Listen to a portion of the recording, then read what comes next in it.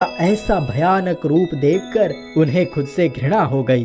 उनके पूछने पर मालूम हुआ कि आज ब्राह्मण रात से ही दान लेने के लिए सबसे आगे खड़ा था। फिर भी उसकी बारी आते आते 50 लोग पूरे हो गए, क्योंकि राजा ने आज पीछे से दान देना शुरू किया था। राजा मनोहर सिंह ने मन ही मन सोचा कि उसी की वजह से तो उन्होंने ये सब किया था। वो चुपचाप वहाँ से चले गए। राजा सोचने लगे कि किस तरह उस परिवार की मदद करें।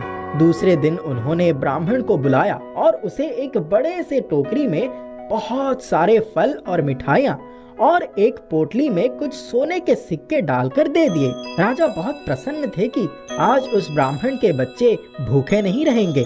उस रात जब उस घर के सामने से निकले, तब यह जानने के लिए खुद ब खुद उनके कदम उसके घर के सामने रुक गए। आज भी बच्चों के बिलखने की आवाज आ रही थी। जब घर के अंदर गए तो ब्राह्मण एक टूटी फूटी चारपाई पर लेटा कराह रहा था। पूछने पर मालूम हुआ कि राजा ने उसको फलों और मिठाइयों का बड़ा सा टोकरा दिया था, पर घर की तरफ आते समय 2-3 लुटेरों ने उनको धक्का देकर गिरा दिया। सारे फल, मिठाइयाँ एवं पोटली भी लेकर भाग गए। ब्राह्मण किसी तरह अपनी जान बचाकर वहाँ से भागकर घर पहुँचा। राजा मनोहर सिंह चुपचाप वहाँ से निकल गए। अपने महल में आने के बाद रानी को बुलाया और कहा, रानी दमयंती, आज मैं हार गया। तुम्हारी बात बिल्कुल सच साबित हुई।